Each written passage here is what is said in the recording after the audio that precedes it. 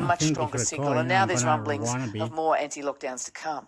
Yeah, the problem is from any bloody expert you can get your hand on, basically, start speaking that clearly and that strongly about AstraZeneca being a very, very effective vaccine with a very, very low chance of blood clotting, which, of course, is a terrible health issue. Okay, I just like to say I love it.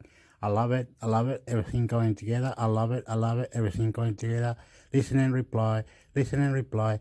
Blah, blah, blah, blah, blah, blah, blah. Listen and reply. Listen and reply. Blah, blah, blah, blah, blah, blah, blah. I love it. I love it. I love it. Listen and reply.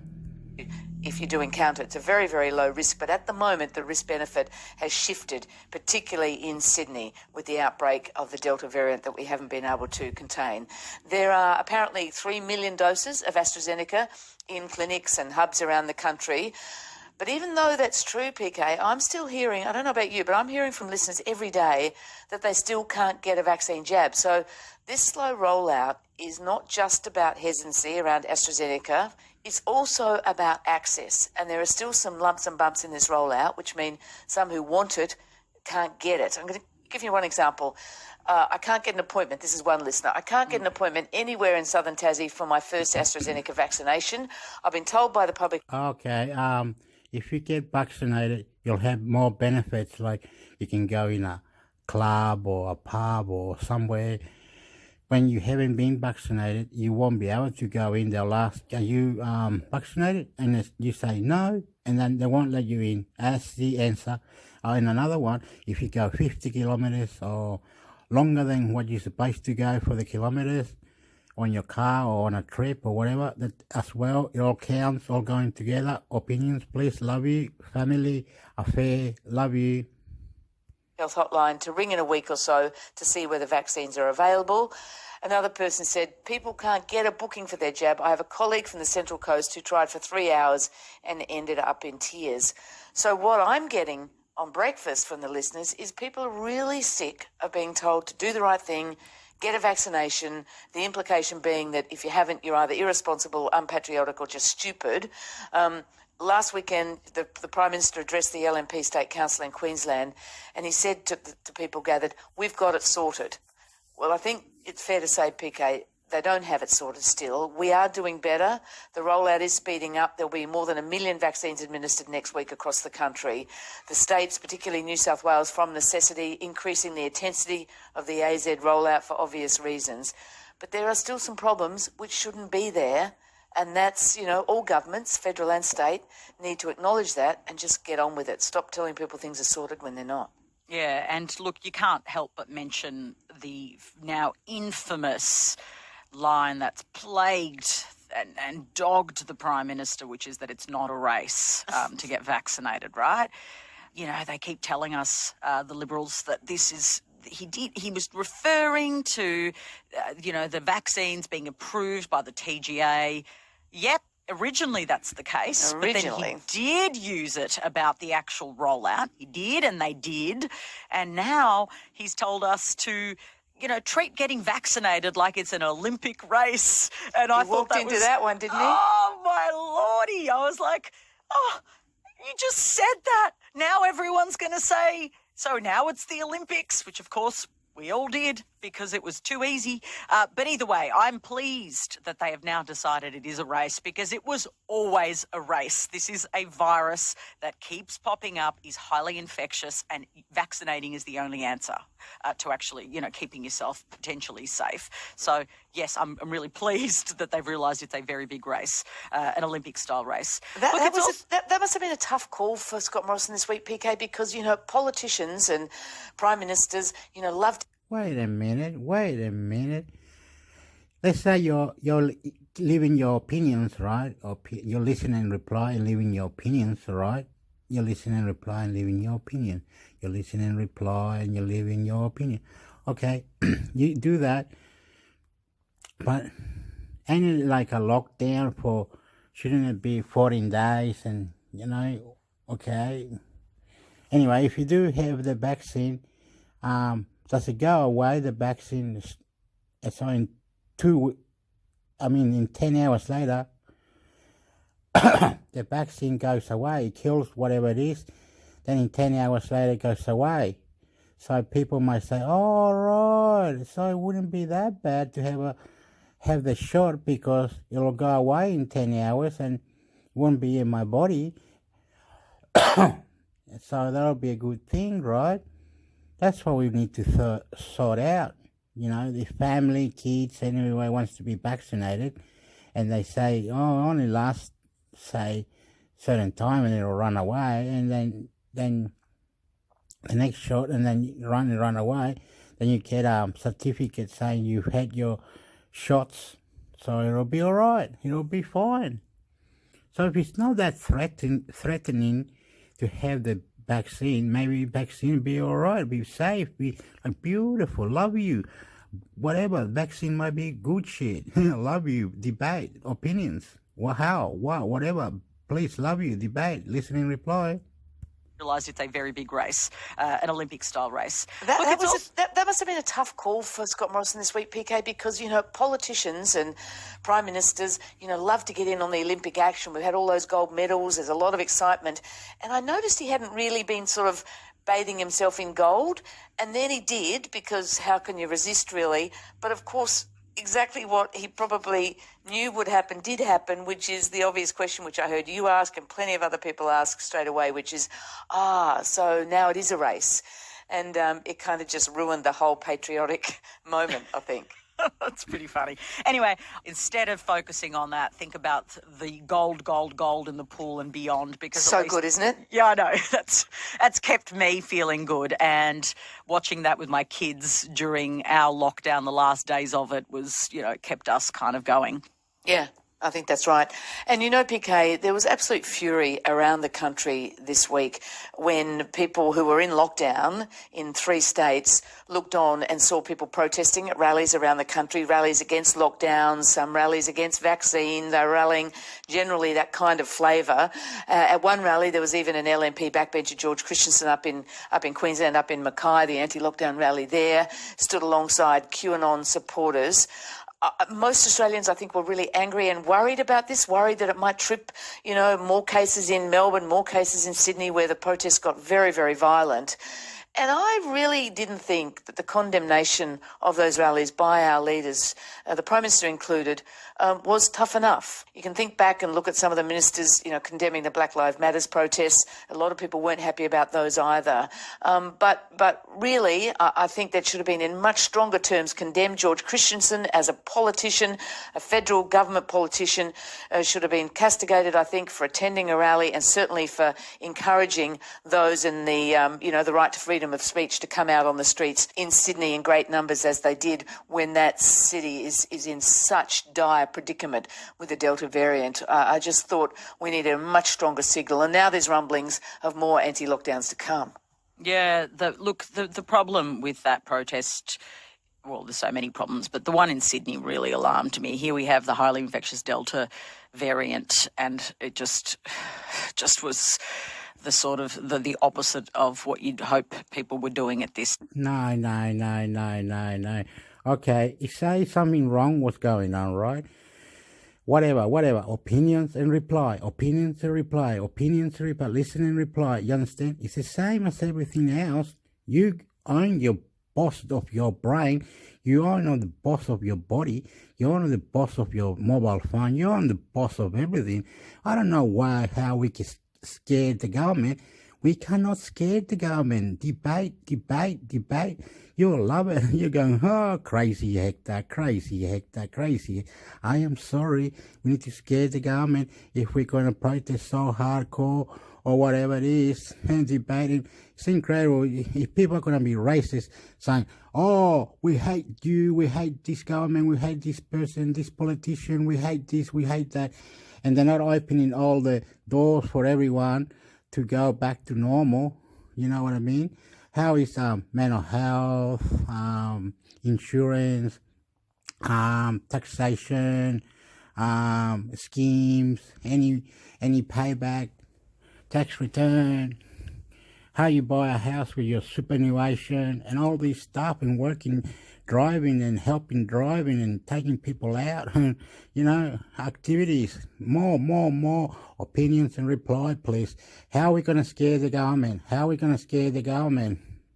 To me, here we have the highly infectious Delta variant, and it just was the sort of the opposite of what you'd hope people were doing at this stage, and also the selfishness of it. You do it. And it's dog act if you don't opinion and reply, because how are we going to protest and scare the government if we don't opinion and reply? How are we going to scare the government? How are we going to scare the government? We need to scare the government. You risk a longer lockdown. You're not going to get... Love you, reply. Love you, reply. Love you, reply. Opinions, listen and reply. Anything all going together. Freedom. You're going to get less freedom. Family, because. I've seen people make the point that there's a contradiction between the denouncing of this particular protest and the lack of denouncing by some, including me, of the Black Lives Matter protests. I want to make a couple of points here, which is where I can make points to those critics. I'll tell you one massive difference. At the Black Lives Matter protest, right, which I still think protesting during a pandemic, not a great idea, right? Yeah. I've been sympathetic at the cause, what they were raising, not actually getting on the streets during a pandemic. But either way, social distancing, wearing masks, trying at least, still, definitely had risks, but trying not to spread the virus. You didn't see that at this protest, and anyone who thinks it's equivalent isn't actually comparing the same thing, because what they were doing was really they're different. not looking at that crowd in Sydney, which was massive, packed in a tiny area, everyone close up together, shouting, yelling, spitting, presumably, which if you're infected with the virus is not a great thing. It was out of control, and I agree with you, a completely different spectacle, if you like, in comparison to the Black Lives Matter rallies and how they were conducted. Even so, I agree with you. I don't think rallies during the time of a pandemic is a great idea. Well, you're trying to not hang out together, are you? It's kind of the opposite of the concept. Should we bring our guest in? Let's do it. Shane Wright, Senior Economics Correspondent for The Age and the Sydney Morning Herald. Welcome to the party room. Oh, it's always a pleasure to be with the two ladies of radio. The two ladies of radio. I love that, Shane. Shane, over the weekend, the government rejected, again, a request by the New South Wales Treasurer Dominic Perrottet to reinstate JobKeeper to support people through the extended lockdown in Sydney, which has even been more extended now. Now, the reason the feds give is that JobKeeper is an expensive program. It was rolled out last year when the whole nation needed it. Okay. This goes forever anyway. Anyway, doesn't matter. I'm a very nice person, beautiful person, good manners, fun place, social, mate, social. Anyway, they said it was another 31 days that you got to wait from yesterday, so we got to wait one more month. Once we wait this one more month, we'll be able to know the answer if we can go back to normal or go have the lockdown down a bit, and so we can just not wear masks in certain shops and everything, or little shops that are shut can be open for more business to help workers to have jobs and everybody having jobs and everything like that. It's disgusting that we cannot open doors for people to go in, like one door mental health Wollongong, one door mental health Wollongong, all that debating and everything, or any other doors that can be open for free to people go and socialise. You understand? It's incredible how we don't scare the government. We need to scare the government. It's debating. Love the family, please. Love the family. All you workers, beautiful, doing good job. We love you. And in Sydney, which has even been more Family, because. extended now. Now, the reason the feds give is that JobKeeper is an expensive program. It was rolled out last year when the whole nation needed it, and this new government COVID disaster payment is quicker to roll out and is more targeted. Here's the Deputy Prime Minister, Barnaby Joyce. Because the money we spend now is the money we don't have later on, and we have to deal with that because that's part of how we deal with the virus. It's all very well saying, we're going to throw money out the door, throw money out the door, throw money out the door. But there comes a time where you actually got to pay the people who lent you the money back. So we have to be a lot more targeted in how we do that. And that is what the Prime Minister and the Treasurer are doing. Now, that's a really interesting answer, I think, because, Shane, of course, they are throwing money out the door. And this week, the government changed the payment again and lifted it to $750 a week or $450 a week, I think it is, which is basically the original rate of JobKeeper. So there's no difference in the money going to individuals, but the difference is they need to be more targeted. Is that a concession that the rorting that went on within JobKeeper and the fact that some companies were able to, in fact, make a profit from JobKeeper during the pandemic was a problem? Is that really why they're keeping away from it? But they don't want to say that out loud. No, because to say it out loud would be a concession that, hold on, it wasn't perfect, as we've been saying. To the tune of $12 billion, didn't we learn this week from the Parliamentary Budget Office? Well, that's for a quarter. It will be substantially more once we get into the details. Part of the success of this cost of JobKeeper was the fact that the economy came back much quicker than anyone expected. So you've got to actually factor in the way that we clamped down on COVID through 2020, and there wasn't such a major economic impact as we've seen in other parts of the world. So that's part of it, but definitely the way it was structured, where you funneled money into the company rather than directly to the employee, did allow for this rorting by some very well-known companies that have made profits, private schools that have done well while also increasing fees to parents. You can see the problems, but no one dare speak that name if you're the Federal Treasurer or the Prime Minister, because that would be a concession. Oops, we got something wrong, and we've wasted a boatload of money. What about the argument program? What about the argument that the bounce back of the economy was very much because of the way JobKeeper, kept workers tethered to their employer? The employer paid the money through, and the critics who are saying bring back JobKeeper to do that are saying we need that kind of strong link between the employer and the employee. Does that make sense to you? Partially, but I think it ignores, and I've been banging on this for some time, and now I'm not so lonely now because a lot more people have worked this out, and that is the closure of the international border has dramatically changed the job market in this country.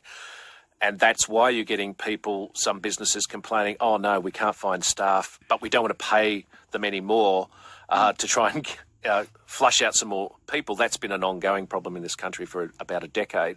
But the closure of the international border has really changed key dynamics of the labour market, and it's the labour market that's really bounced back much better than anyone anticipated. Partly it's JobKeeper, and I'm not saying it's not, but it is the elephant in the room, which is where you've got 250,000, 300,000 permanent people not coming into the country, plus anywhere up to 500,000 to 700,000 part-time people coming into the country, be they Kiwis, be they international students, be they backpackers, be they short-term visas. That's a real big issue going on in terms of the jobs market. It's a little bit separate to the overall economy. Yep. What I think that, being a politics podcast, I know you do the economic correspondence, but you are a political man. Help me out here. This was announced, and I interviewed the Treasurer, Josh Frydenberg. He says, we announced it because the Sydney lockdown was extended, but it will be used in the future to go right back to at the start of any lockdown in any state if there are more, and the government has endorsed short, sharp lockdowns, so there will be more, I suspect.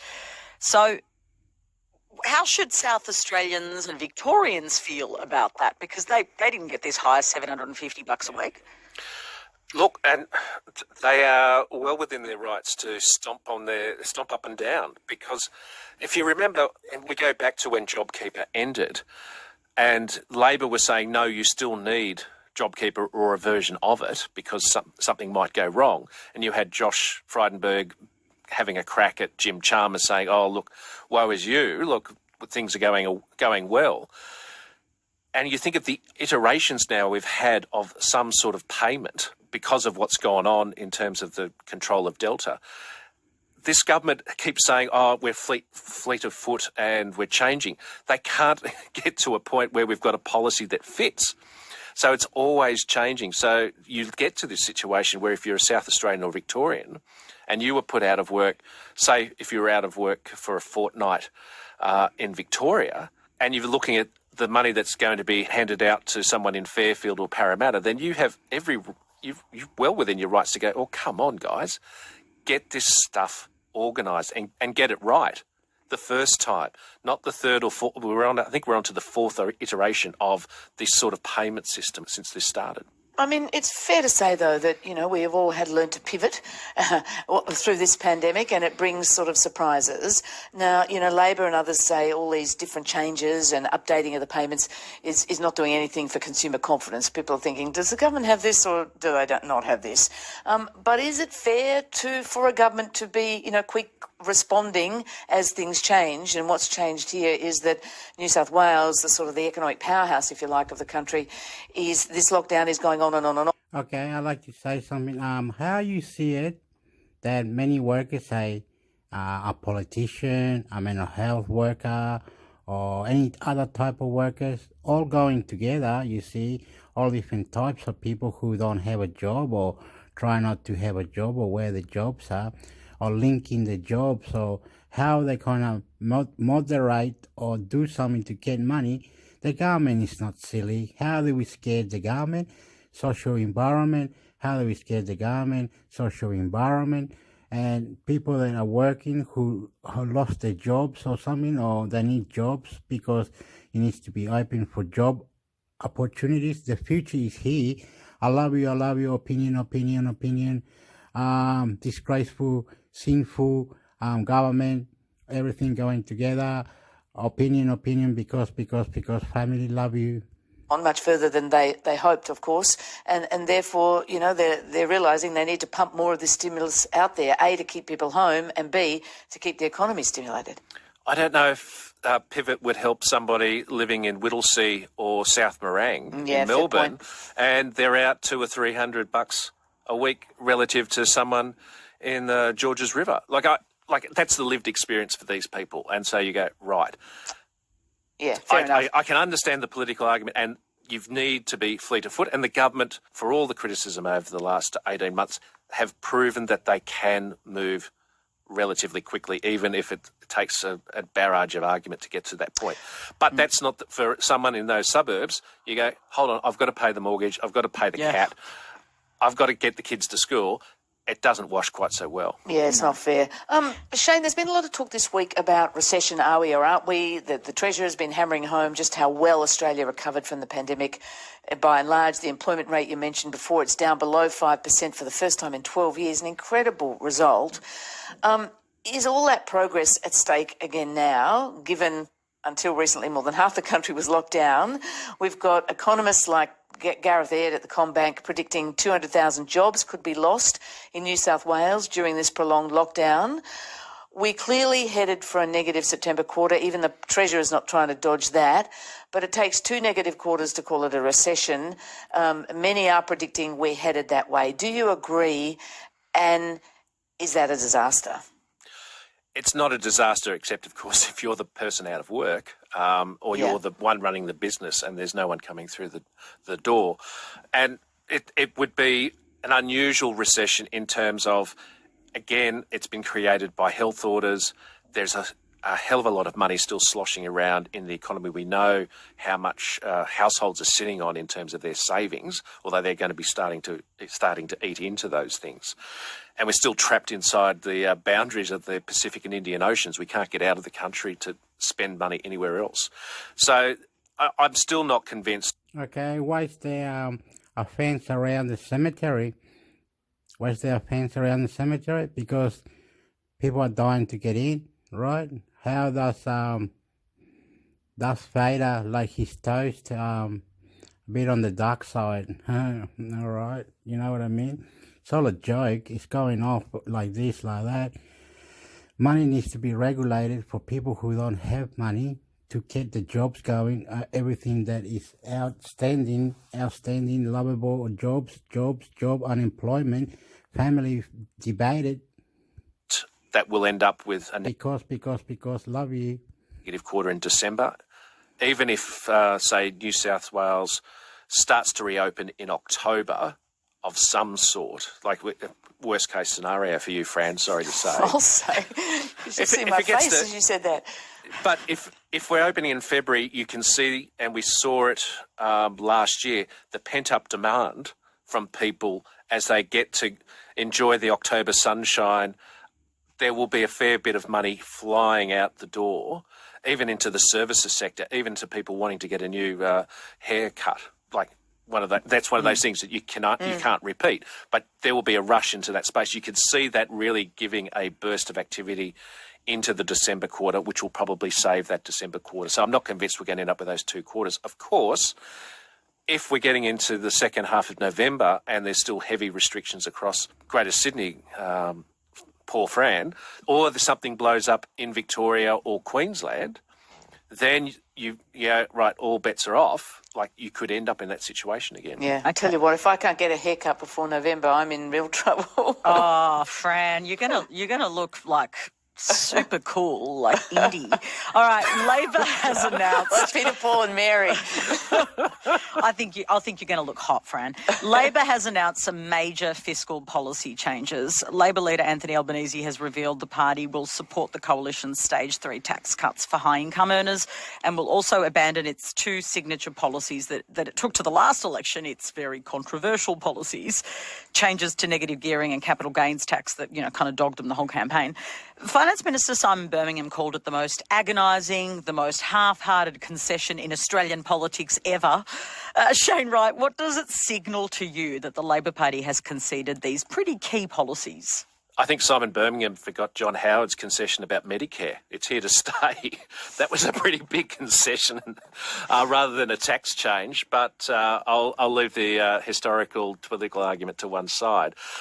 The problem, and you can see it from the government's perspective, is, damn, Labor has decided they think they want to win the next election. They're not giving us a wedge, say, on the stage 3 tax cuts, put aside the economic arguments around them.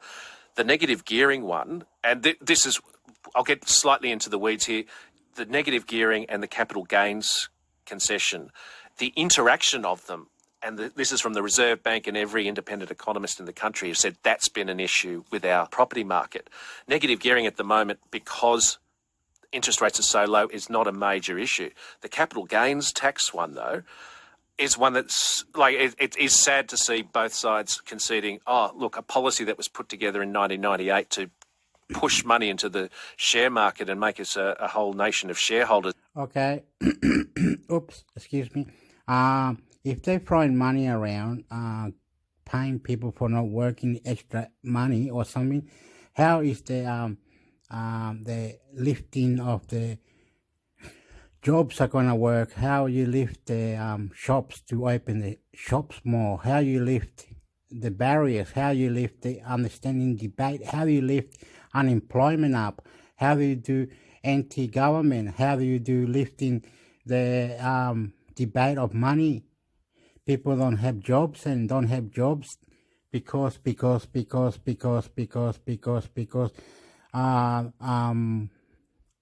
the government, debate the government, destroy the government, cool with the government because one more month of lockdown has actually led us to become a country of property spruikers and Ponzi activists. That is, economically it's sad, but you can see the politics of it is, this is Albanese going, right, we're going to take away any chance of a real wedge on that side of things and focus on the government. So the politics is really interesting, but the economics is a bit disappointing, particularly around the capital gains tax concession, which desperately needs to be changed. Even from the Henry tax reform package, they said, look, the way it was structured back in 1998 made sense. It makes no sense now. And going forward, it's just pummeling money into the property market. And today, the median house price in Canberra and Melbourne is now above $1 million. Yeah. Sorry, that's just stupid. And there's real equity issues too around the whole negative gearing concessions, about how many houses some people and investors have got and therefore how much concession they're getting. So that's why it was Labor territory. There's two things about this. Is Anthony Albanese dumping these, in danger of just sort of, relitigating the last election. I mean, clearly what he's trying to do is cut out the scare campaign, which hurt them so badly in 2019. But then he's got the base to deal with. I had so many people on breakfast writing in saying things like, if you know better than the other lot, what's the point? So he'll have to address that issue for, the Labor heartland. He's signalling he still wants to address housing affordability through better supply of social housing. Will that be enough, Shane? What does Anthony Albanese need to do here now to fill the gap of the policies he's just dumped and prove his Labor credentials again? Well, you're exactly right. The whole argument about the heartland giving up on CGT and negative gearing, I'm just not convinced that's where the voters, say, around Gladstone or Rockhampton or out of Brisbane or in suburban Perth are going to be going, oh, my God, I'm going to go vote for the Liberal Party now. They're already doing that. They had to differentiate themselves. And if you're on that side of politics, the vote will end up with the Greens if they really want to protest and will funnel back to Labor. That's the abrupt political calculation that the party's taken. Policy-wise, Jim Chalmers and Katie Gallagher are still working on... Wait a minute. What about lovable people, beautiful people that had not paid the rent and they've been kicked out, beautiful people? Now more people might have more pandemic, brain damage, mental health issues, more free food issues, more problems than ever before because of rent, no jobs, unemployment because, family because, love you. Policies to generate some revenue, and both sides of government know they need revenue somewhere along the line to pay for some signature policies that they can put up alongside the campaign which is clearly what's coming about Scott Morrison's handling of the vaccine rollout of the whole pandemic from the health perspective.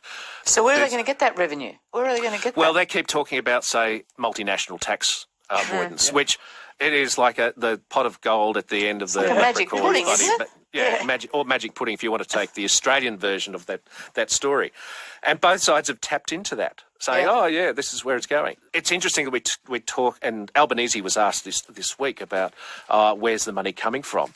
God forbid, the last two budgets have had more than $100 billion in spending, which haven't been paid for. Yeah, exactly. Like, you played Barnaby Joyce talking about somewhere we've got to pay for all this.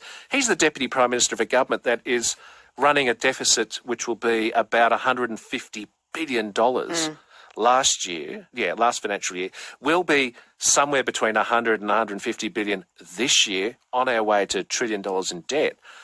Both sides have really given up on paying for anything. Even this week's announcement, we're talking about, say, $1 billion a week in support.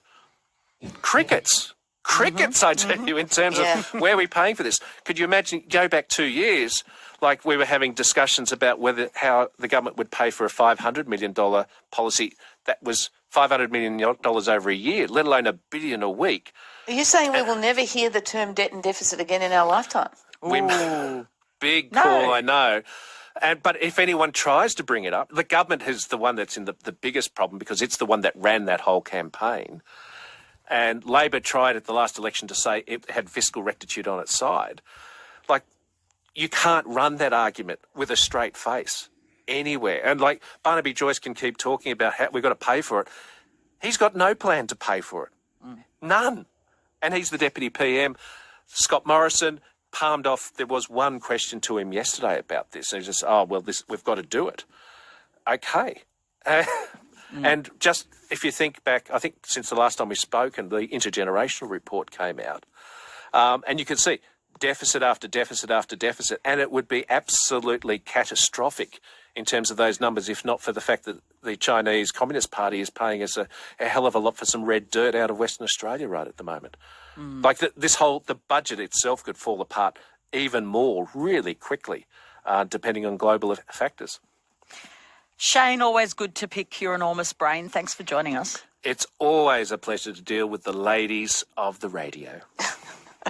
Thanks, Shane. See ya. Cheers. Questions without notice. The Leader of the Opposition. Thank you, and I'm pleased the question time at least is happening, Mr. Speaker.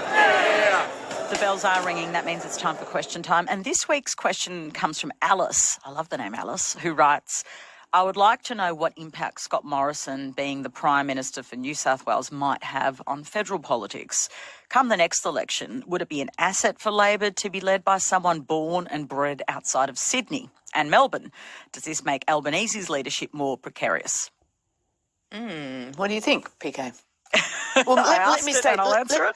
No, let me state the obvious. I mean, the fact is that most prime ministers in Australia in sort of modern political times have come from Sydney or Melbourne, Victoria or New South Wales, with the exception of Kevin Rudd from Queensland, here to help. But all the others that I can think of in recent times have come from Melbourne or Sydney. So that's just for starters. That's what happens. That's different, I think, to this notion of the... I live in the greater of Illawarra, in Illawarra, Wollongong. And the government, I hear are very tough, very strong. Oops, I got a frog in my throat. But they are, Illawarra government, very tough and strong. Listen to the Commonwealth and the government news, which is relevant or something that debated or was family because Illawarra, Wollongong, New South Wales. Prime Minister for New South Wales, though, and whether that's going to have any kind of blowback, particularly in Victoria, which is an important state at an election, of course. It's going to have blowback in Victoria.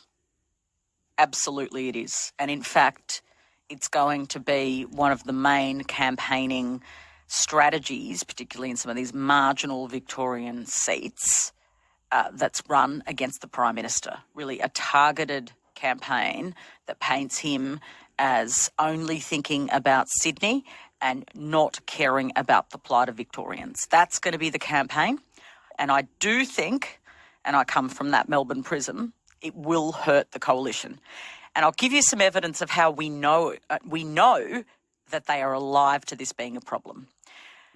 As we were talking about with Shane, you know, this big announcement was made, of course, changing all of the payments, you know, making them higher for people to deal with, you know, being out of work because of being in lockdown, largely going obviously to Sydney, right? But part of that package was this business package, and you would have seen the announcement had Dan Andrews' name on it. It had the Prime Minister's and Josh Frydenberg's. There's a reason for that. The federal government knows it needs to repair that image. It needs to fix it. Now, whether they can, I'm not sure, because that long lockdown, the collective memory of that was that you know, was the federal government on the side of Victorians. And that's going to be a massive problem for them, I think. In terms of the second part of the question, does it make Albanese's leadership more precarious? Would it be an asset for Labor to be led by someone born and bred outside of Sydney and Melbourne?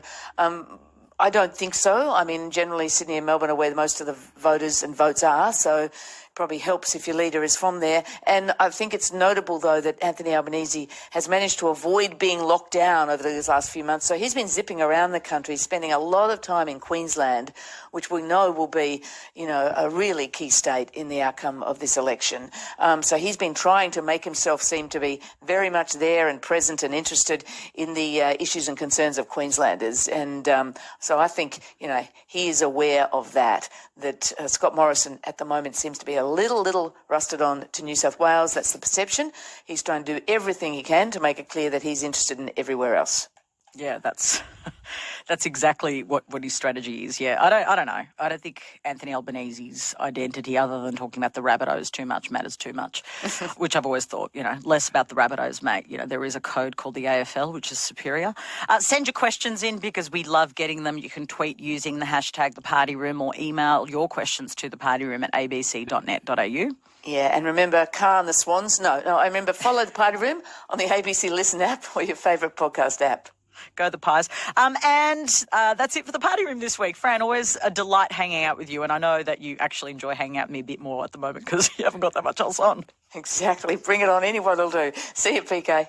Any port in a storm. See ya. You've been listening to an ABC podcast. Discover more great ABC podcasts, live radio and exclusives on the ABC Listen app.